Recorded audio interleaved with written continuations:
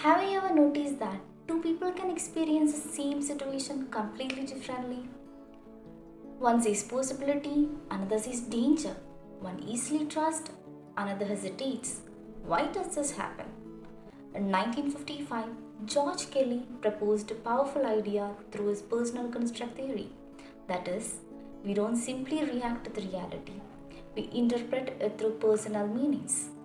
So today, let us discuss about the personal construct theory proposed by George Kelly. Kelly's theory begins with constructive alternativism. He assumed that there are various ways in which the world that surrounds us can be understood. Our interpretations are never final, they are always subject to revision or replacement. In other words, we are not completely trapped by our past or by our circumstances because alternative ways of seeing situations are always available. He also described humans as man the scientist. Just like scientists create and test theories, we constantly make predictions in daily life. We think, if I do this, what will happen? And then we observe whether our expectations comes true. At the center of this theory is the idea of personal construct. A construct is simply a way of understanding things by seeing how they are similar and how they are different. This mental framework helps us interpret our experiences. Kelly summarized his theory through one fundamental postulate. A person's processes are psychologically channelized by the ways in which he or she anticipates events. This means our thoughts, emotions, and actions are guided by what we expect will happen in the future. We don't just react randomly, we behave based on our predictions. For example, if you expect a conversation to go well, you approach it confidently. If you expect rejection, you may hesitate. To explain this further, Kelly introduced 11 corollaries. The first one is the construction corollary. A person anticipates events by construing their replications. In simple terms, we predict the future based on patterns from past experiences. For example, if you enjoyed a restaurant before, you expect to enjoy it again. Individuality corollary. Persons differ from each other in their construction of events. Everyone interprets situation differently. For example, one person may love crowded places, while another finds them overwhelming. Organization corollary. Each person characteristically evolves for convenience in anticipating events, a construction system embracing ordinal relationships between construct. This means we organize our beliefs into systems to understand life more easily. For example, you might mentally group people as very close, friendly, or just not, and this helps you decide how to interact. Dichotomy corollary. A person's construction system is composed of a finite number of dichotomous constructs.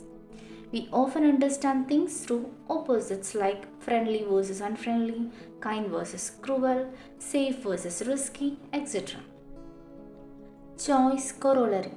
A person chooses that alternative in a dichotomized construct through which he or she anticipates a greater possibility for extension and definition of his or her system. In simpler terms, we often choose options that help us grow or learn more. For example, trying a new activity instead of avoiding it. Range corollary. A construct is convenient for the anticipation of a finite range of events only.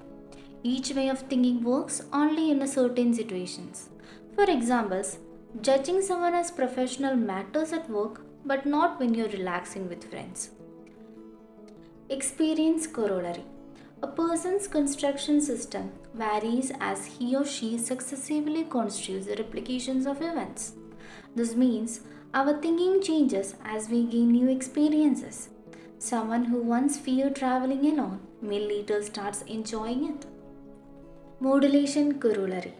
The variation in a person's construction system is limited by the permeability of the constructs within whose range of convenience the variants lie.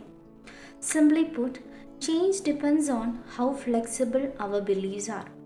If someone believes they can learn and grow, they adapt more easily. Fragmentation corollary.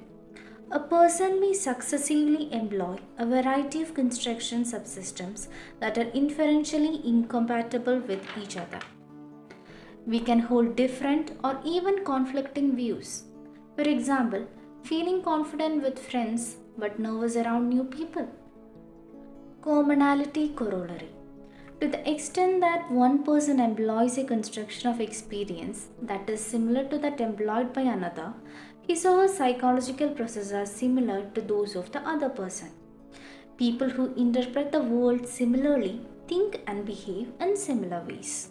For example, two people who see challenges as learning opportunities connect easily. Sociality corollary.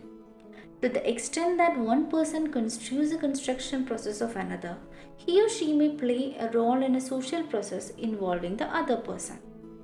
Understanding how others think helps build effective relationships. For example, when you understand your friends' perspectives, help you respond better during conflicts.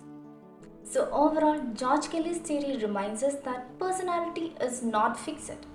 It is a system of meaning that we constantly revise as we anticipate and interpret life. Change the way you construe the world and you change the way you experience it. Thank you. Have a nice day.